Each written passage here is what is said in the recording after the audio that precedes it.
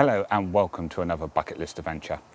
On today's episode, we are going to be talking about what was Joe's favourite trip and why that was. So, Joe, what was your favourite trip and why? I've enjoyed a lot of the trips we've done, but for me the highlight would definitely have to be Brazil and the World Cup 2014. It took a while to plan, a while to realise it was even feasible actually. Eventually when we did, booked in maybe almost a year in advance, we decided we'll go to Rio for sure. We'll also try and find another place where we can fit in a possible game. Maybe getting a World Heritage Site. A couple of options. Salvador was chosen. So yeah, went to Gatwick, little stopover in Madrid for a little bit, travelled down to Salvador, immediately got on another plane to Rio, where we spent the next 2 weeks. Got down there maybe 5-6 days before the tournament started, which was nice, gave us a lot of time to travel around Rio, go up to Sugarloaf Mountain, walk along all the beaches between where we were staying and Copacabana, onto Ipanema, Botafogo Beach, Flamengo Beach, check out the city centre, where John almost got his Coke stolen by a gang of youths. Coca-Cola, I have to say. We're not those type. And yeah, so yeah, we failed to get to any of the games in Rio. Couldn't get tickets for them. Bit of a shame, but yeah, it was good. Tournament started, watching games on the Copacabana, in the hostels, bars near the Copacabana, fan park, and end up going up to Christ the Redeemer. Yeah, seeing more of the city, lake as well. And there was one very interesting night. We'd just been watching some game in some place very close to the Copacabana. Nigeria against Bosnia, I believe. Looking for a bar or bars to go to afterwards. Stumbled onto one called, I believe it was called Bar Paris or something like that. Francais, that was it. And suddenly realised this place was a little bit dodgy. Some very young women in there, not drinking. Men, numerous men going over to speak to them. One or two of them might have disappeared for a little bit as well. So yeah, we kind of realised this probably wasn't the place for us. So we go out walking along onto Atlantic Avenue, main road, right next to the Copacabana. So we're like, where should we go then? I mean, we don't really know this area that well. So like, John's like, oh, I'll speak to these guys, see if they know. John goes, oh, do you know where the pubs are? So yeah, we've been out with this group of people, a couple of Iranians, one Nigerian, a couple of had women, Brazilian women with them as well. So yeah, we'd then go and spend the rest of the night with them.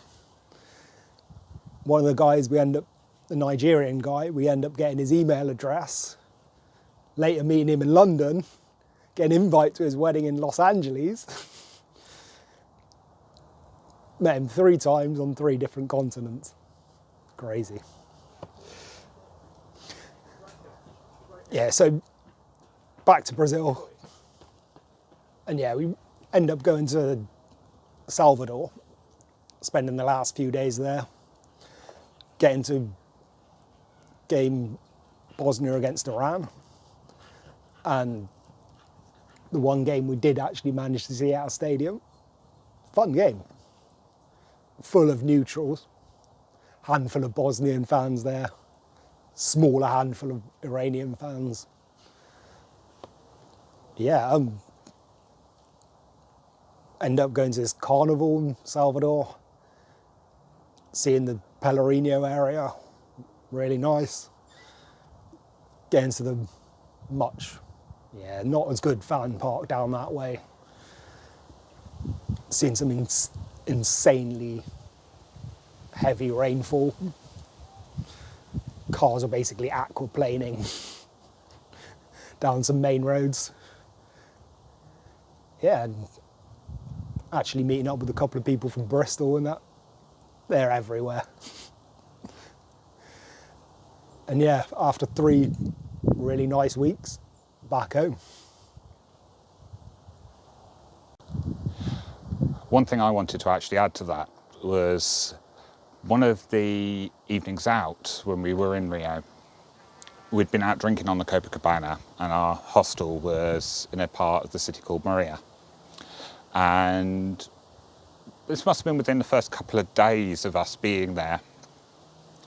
So we'd walked down during the daytime and it was now getting a little bit dark and a little bit late, and we was there thinking possibly not the best time to walk back, especially as we've got to go through that tunnel. There's a couple of, I don't know if they were dodgy areas, but they weren't particularly great areas of the city that we looked at.